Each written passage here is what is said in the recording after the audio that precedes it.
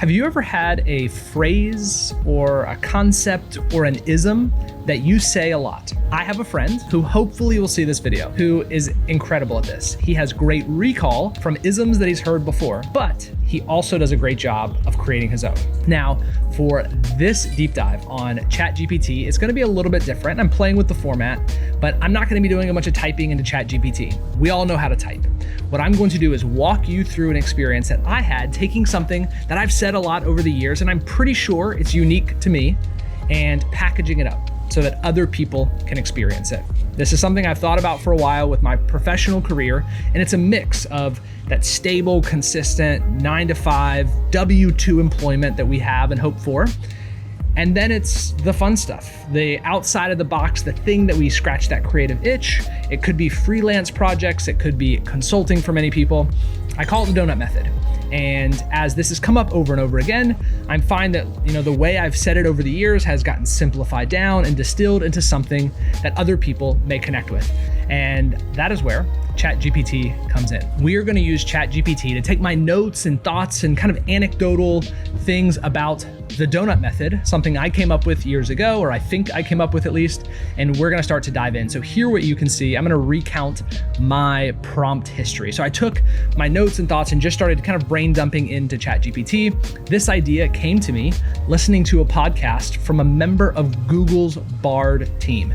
He was talking about being out on a walk and dumping his thoughts into notes that were being dictated into this big note sheet. So he was just talking and it was being dictated. He then went to Google Bard, copy pasted all of his notes and said, hey, summarize these and give me the themes and patterns and make it into something I could share with others. So here is the prompt that I put in, and then you can see ChatGPT's response.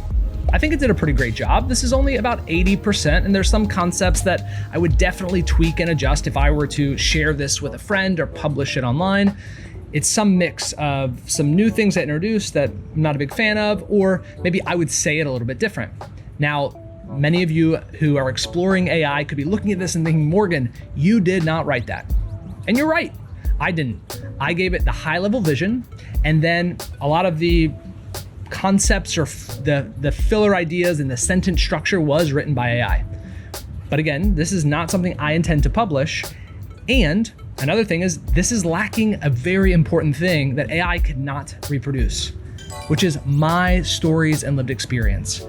Within the donut method and me practicing and refining this over the years, as I think about my own work, I've made mistakes. I've done things wrong. I've had miscalculations. There are times where the people and interactions that happened as a result of thinking about work this way went awry. And part of what would make this something that's kind of novel and okay, whatever, into something that's unique and is me are those stories. So what's lacking here is something that I would want to come back and put not just the editing right down to the idea, but make it something that's more interesting.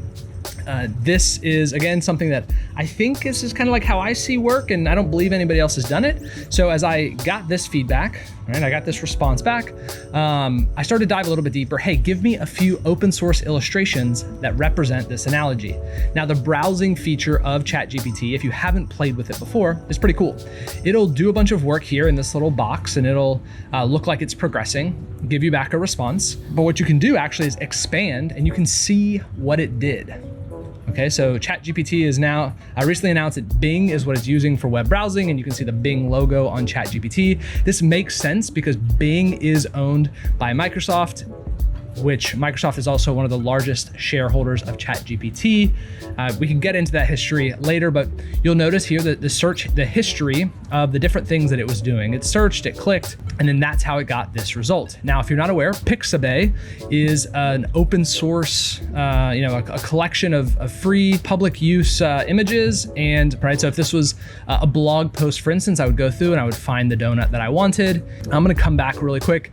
Just a little tangent here, as I noticed in the response, ChatGPT started using donuts and a different spelling of donuts. I think this is actually the maybe original spelling, but not necessarily how people spell it today. But I did not use it anywhere else. Every other instance of donut, I spelled it differently.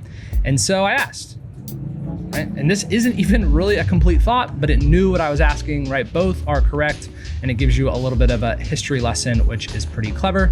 I should tell ChatGPT that I'm an American and you should give me the American way. Just kidding. What I wanted to know is, does this concept exist? Is it actually unique? You know, maybe I heard it somewhere else and I appropriated it for myself, or somebody else has a different analogy that works just as well. And so I asked, you know, has anyone else online written about a similar way of looking at work? And it failed. What's interesting here and why I took the time to talk about this is how it failed. So if I look at the browsing history, and this is why it can be very helpful, it's a work philosophy similar to donut method. Well, if I in fact, you know, created the donut method, then I don't. That's not the right search result. I don't want it to look up the donut method because there's nothing out there about that, presumably.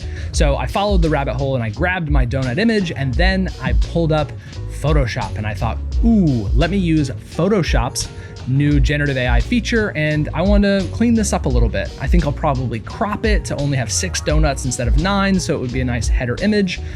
And I also noticed that in this image, all of the donuts had a white hole in the middle, and I want to clear that out, right? It should match the kind of tan background, right? If I zoom in, maybe you can't see that as well if your screen resolution isn't great, but there's definitely a white hole and it's on a tan background. So this image was actually poorly edited in the first place.